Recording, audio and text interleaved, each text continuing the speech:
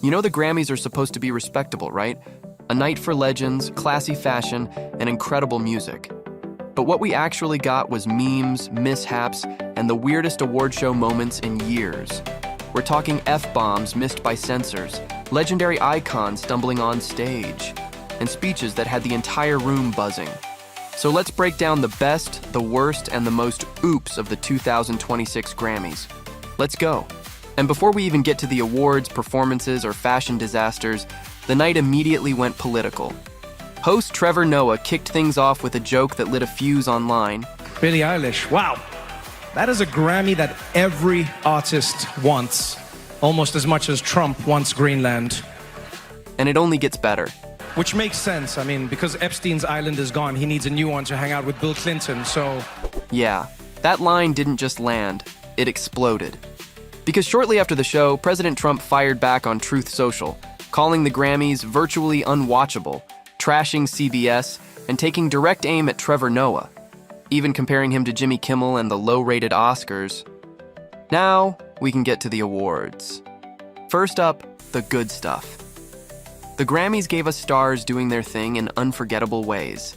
Sabrina Carpenter kicked things off with a high-energy performance that had everyone talking, actually turning an airport set into a show-stopping spectacle.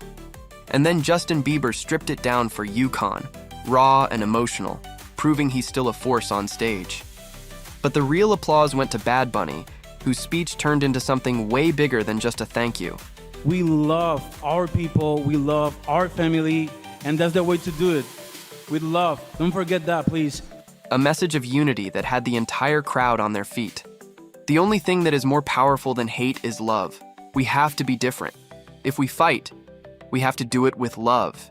We don't hate them, he said. I'm gonna say, eyes out.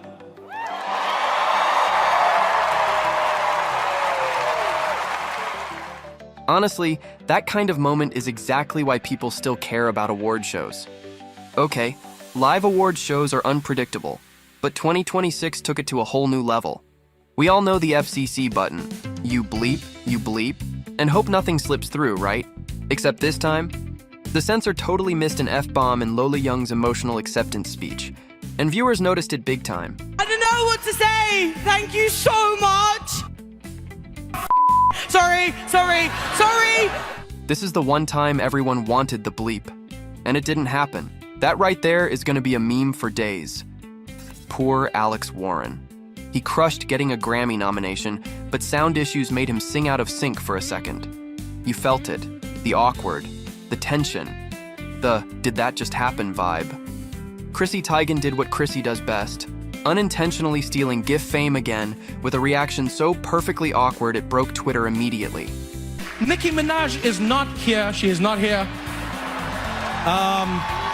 She is still at the White House with Donald Trump discussing very important issues. Actually, Nicki, I have the biggest ass. Hold up, this one is legendary. Cher, the icon, the legend, the Lifetime Achievement recipient. She walked on stage like a boss, got her Lifetime Achievement Award, then almost walked off without presenting Record of the Year. And the Grammy goes to...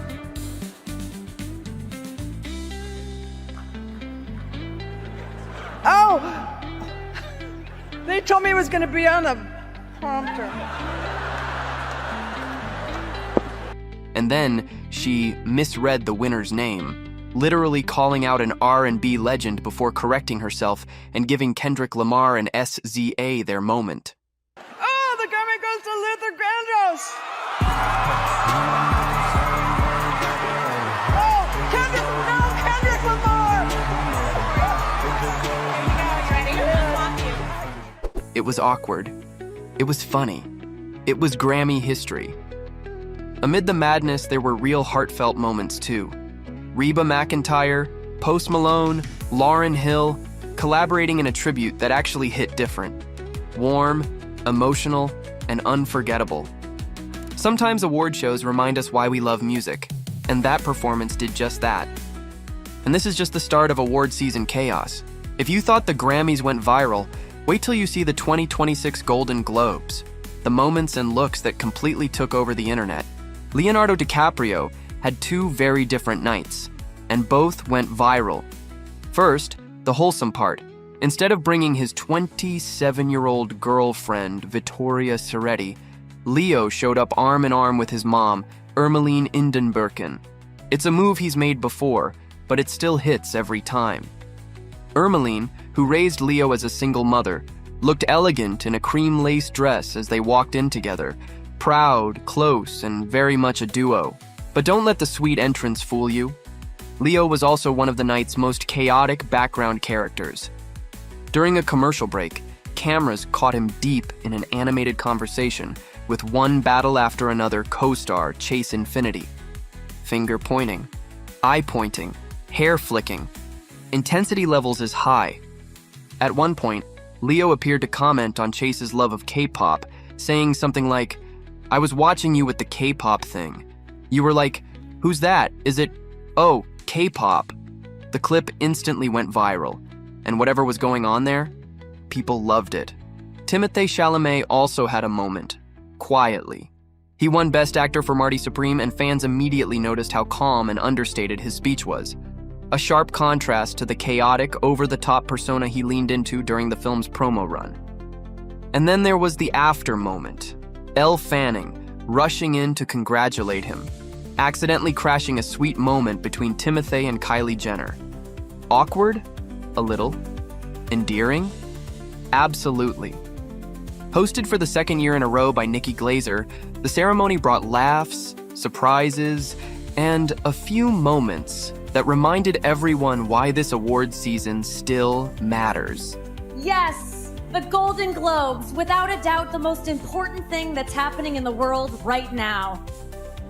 She kicked things off with a playful poke at award shows and the ceremony's own place in Hollywood, including a self-aware bit about celebrating film and TV in the heart of Los Angeles, where no film or television has been made for the past 6 years.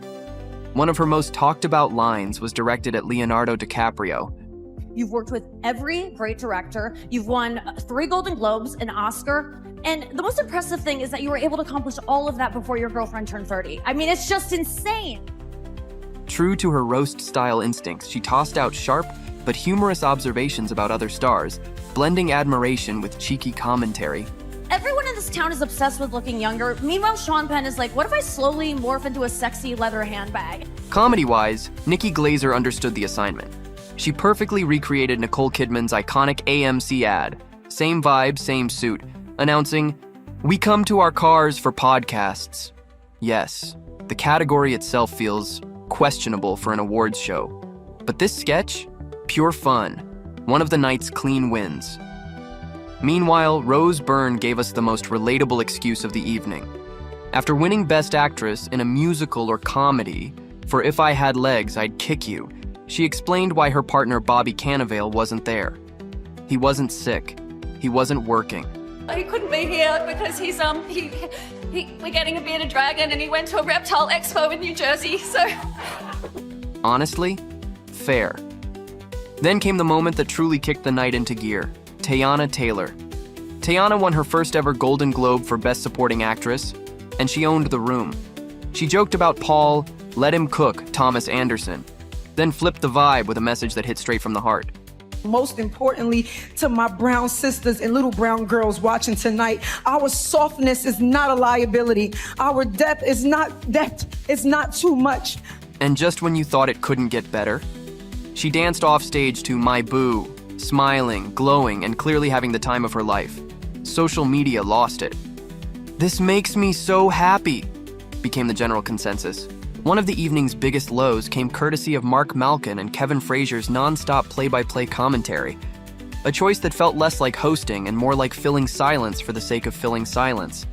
For reasons known only to the producers, the telecast assigned Variety's Malkin and Entertainment Tonight's Frazier to narrate every second of dead air as winners walked to the stage.